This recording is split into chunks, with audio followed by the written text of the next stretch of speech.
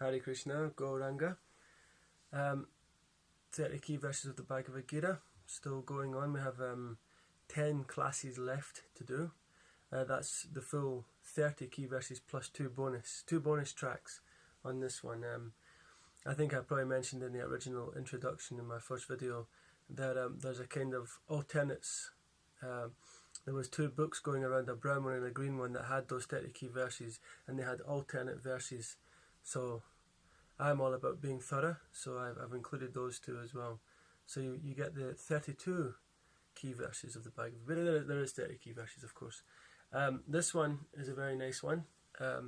We're now on the catur sloki of the Bhagavad-Gita. So the 4 key verses, the 4 most special verses in the whole Bhagavad-Gita. We're on chapter 10 now, the opulence of the absolute, where Krishna, just after he's spoken these 4 verses, he goes on to start breaking down all his, not all of course, but he gives a kind of overview of his opulences. He says that he's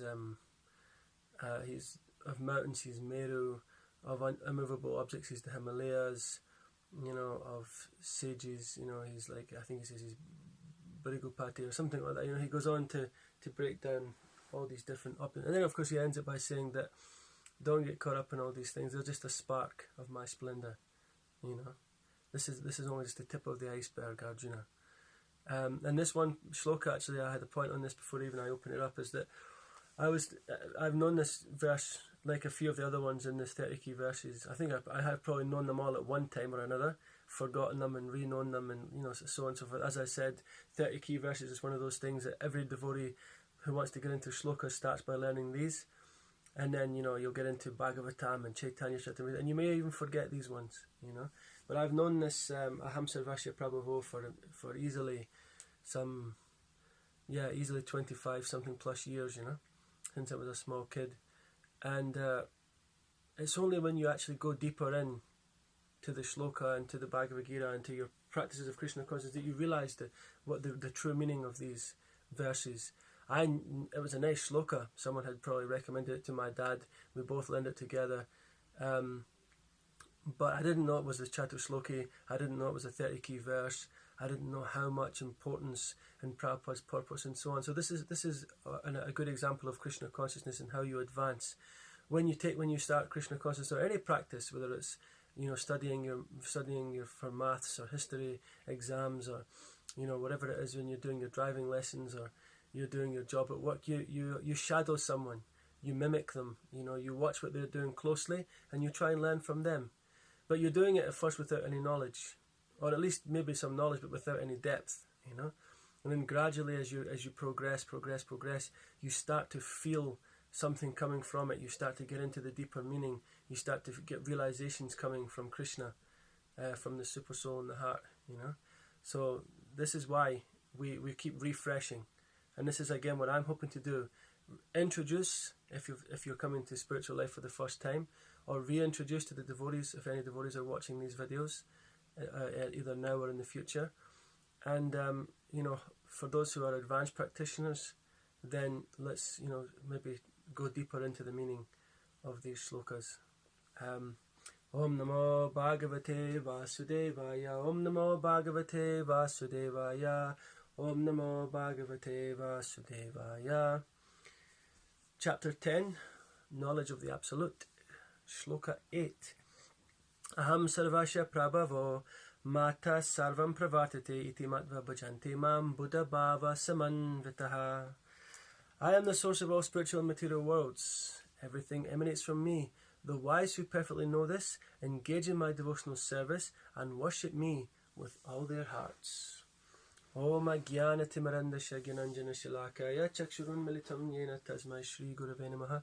Shri Chaitanya Manobishtam Stapitam Yena Bhutale Swayam Rupa Kadamayam Dadati Swapandantikam Vandeham Shri Guru Shri Yuttapada Kamalan Shri Gurun Vaishnavamscha Shri Rupam Sagrajatam Sahagana Raganatanvitam Tam Sajivam Sadvaitam Sarvadutam Parijana Sahitam Krishna Chaitanya Devan Shri Radha Krishna Padan Sahagana Lalita Shri Vashikanvitam Shcha. Hey Krishna Karuna Sindhu Dinabandhu Jagapati Gopesha Gopika Kanta Radha Kanta Namastate Tapta Kanchana Gaurangirate Vrindavanishwari Vrishabhanu Sute Devi Pranamami Hari Priye Vanshakalpatarubhyascha kripasindubhya evacha patitanam pavanibhyo vaishnavibhyo namo namaha Namo Vishnupadaya Krishna Prasthaya Bhutale Srimati Jalananda Goswami Namo Vishnupadaya Krishna Prasthaya Bhutale Srimati Bhaktivedanta Swami Iti Namani Namaste Saraswati Devi Gauravani Pracharini Nirvashesha Shunyavadi Paschach Adisatarini. Purport by the English Srila Prabhupada. So he goes on very strongly in this purport about not accepting Krishna as an ordinary person. So again, covering previous points from other purports. He goes into historical account, i.e. pulling Krishna's authority and Krishna's presence from other shastras that are millions or at least hundreds of thousands of years old. So again, he really emphasizing. So what I think Prabhupada's really cleaning up a lot of the other points. He's just again re-emphasizing. And this is what we have to do in Krishna consciousness. Every day we rejoin the movement. His Holiness Bhaktitirtha Swami made that point. Every day we wake up, reapply ourselves, rejoin being a Hare Krishna. Otherwise, if we're feeling stale in our practices, it's because we're not gaining that enthusiasm. So we need to analyze very scrutinizingly, very carefully, what it is that's lacking. Because it's not the process, it's not the books, it's not Krishna himself, it's not we should have them. Maybe sometimes it's the devotees, but we should have that mood that it's not the devotees. Regardless of what their advancement is like or lack of advancement, that's not our concern. So we don't bother about whether it is or not the devotees around us. Unless it's clearly obvious that their association is not good for us, and that would then mean blatant disregard of the regulative principles in public, or they've completely left or something like that, in which case that they're just pulling the movement down. That kind of thing, that's an obvious thing. Otherwise, we're not bothered about who's up, who's down. We're just bothered about where we're at. We should always be humble. Everybody's senior. We're neophyte. Everybody's senior to us. Think about it that way. A learned scholar who has studied the Vedas perfectly and has information from authorities like Lord Chaitanya, and who knows how to apply these teachings, can understand that Krishna is the origin of everything in both the material and spiritual worlds. And because he knows this perfectly, he becomes firmly fixed in the devotional service of the Supreme Lord. So we heard back to Janma Karma Chame Divyam Evam Yuvati Tatvataha Sakta Deham Punar Janma Naiti Mamati Suarjuna. This is one of the key verses a few slokas back, where Krishna is saying that one who knows the transcendental appearance of my activities does not take birth again in this material world. We've heard about these Mahatmas who are fixed in pure devotional service, and they're Satatam Kirtayantamam, they're constantly endeavouring, bowing down with great determination, chanting, hearing, remembering. We've come through all these, but again, Prabhupada's making this point. The pure devotees know Krishna. They know his material and his spiritual energies. So they're firmly fixed in devotional service. We take shelter of them, those kinds of devotees. Such a devotee is qualified to make disciples all over the world. Vacho Vegam Manasakroda Vegam Uda Pasta Vega Etanyo Vita. This verse from the Nectar of Instruction. The first sloka about one who is able to control the urges of the tongue, belly and genitals is qualified to make disciples over the world. And that's not a small thing. It seems like quite easy, it seems quite rudimentary Krishna consciousness, but it's not actually when you think about it, because to what degree do we like fanciful foods? To what degree do we like flowery speech or nonsense speech? So a pure devotee is a very, very, very rare thing. Such a rare thing as a Vaishnav. There's loads of devotees, there's loads of followers, there's loads of practitioners, aspirants, there's loads of triers and aspirants, but a pure devotee, a real Vaishnav, is such a special gem. And when you come across one and find one, hear from them submissively, render them devotional service, right?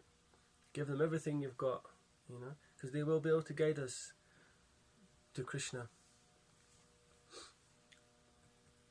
He can never be deviated by any amount of nonsensical commentaries or by fools. So this again covering over points. Don't read the Mayavadi commentaries. Don't read these professional reciters, or people who just get into kirtan for money. These kind of things. Those who just speculate purely on their own standing.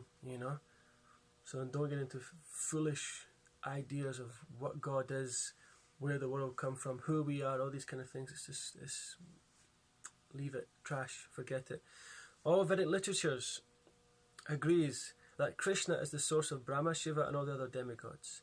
In the Atharva Veda, Gopalatapani Upanishad 124, so this is all the quotes coming now, it is said, Yo Brahmanam Vedadati Purvam Yo Vai Vidamscha Gapayati Sma Krishnaha.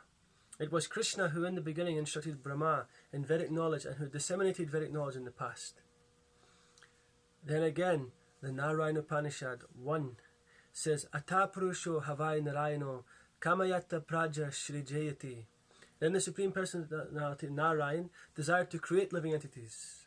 The Upanishad continues, Narayanad Brahma Jayate, Narayanad Prajapati Prajayate, Narayanad Indra Jayate, Narayanad Astau Vashvaso Jayante, Narayanad Ekadasha Rudra Jayante, Narayanad Dvadasaditya. From Narayan, Brahma is born, and from Narayan the patriarchs are also born. From Narayan, Indra is born. From Narayan, the 8 Vasus are born. From Narayan, the 11 Rudras are born. From Narayan, the 12 Adityas are born. This Narayan is an expansion of Krishna. So again, we've been hearing this, we're thinking, wow, Narayan, Narayan. No, Narayan is the expansion of Krishna, not the other way around, you know. Well, you know, so this is Prabhupada again, hammering. Don't take me as a man, don't take me as an incarnation. Don't forget that I am the source of all spiritual material worlds. Everything is emanating from that Supreme Person of Godhead sitting in Goloka Vrindavan. It is said in the same Vedas, Brahmanyo Devaki Putra, the son of Devaki Krishna, is the Supreme Personality. And that's from the Narayana Upanishad 4. Then it is said, Eko vai Narayan, Asinna Brahma, Neshano Napo, Nagni Samo Nimi, Dvai Apritvi, Na Nakshatrani, Na Suryaha. In the beginning of the creation, there was only the Supreme Personality, Narayan. There was no Brahma, no Shiva, no water, no fire, no moon, no heaven and earth, no stars in the sky, no sun. That's from the Maha Upanishad 1-2. In the Maha Upanishad, it is also said that Lord Shiva was born from the forehead of the Supreme Lord. Thus, the Vedas say that it is the Supreme Lord, the creator of Brahma and Shiva, who is to be worshipped. Another shloka here. In the Moksha Dharma section of the Mahabharata, Krishna also says, Prajapatim charudram chapyaham eva shrjami vai tauhi mamna vijanito mama maya vimohito. The patriarchs, Shiva and others are created by me, though they do not know that they are created by me because they are deluded by my illusory energy. So that even the demigods, in one sense, they don't know who the Supreme Personality of Godhead is sometimes, because they're also just enjoying their positions. Hence, again, we said, Brahmana Bhuvana Loka, Puna Avartino Arjuna, Mama Pechita Kuntiya Punarjama Navadiyati, that, you know, from the highest planet down to the lowest, all our places where repeated birth and death take place. All the places of suffering, where repeated birth and death takes place. So, going to the demigod planets, associating with them, we've done it already, but if we want to do it again, understand that there is no shelter there, there is no result there, there is no liberation. We'll just filter around in a few of the planets, get some nice births, some beautiful bodies, and come back again. If we want to go down to the lower planetary systems, the subterranean heavenly planets, where again there is incredible opulence, you know, fantastic, you know, fantasies of desire. But again, same thing, you're just lowering yourself, you know, and from both those planetary systems, if there's just endless enjoyment, it's just down to the punishment planets, the Yamaloka planets, because you won't go to Krishna from there. You know, he's made it very clear all through these stages of the Bhagavad-Gita that those who worship me come to my abode. If you worship the demigods, you'll go to the demigods. If you worship the forefathers, you'll get stuck again in the material world. If you worship the demons, then you can go to the hellish planets and be with them, you know. But those who want me have to worship Krishna. Right? That's the result.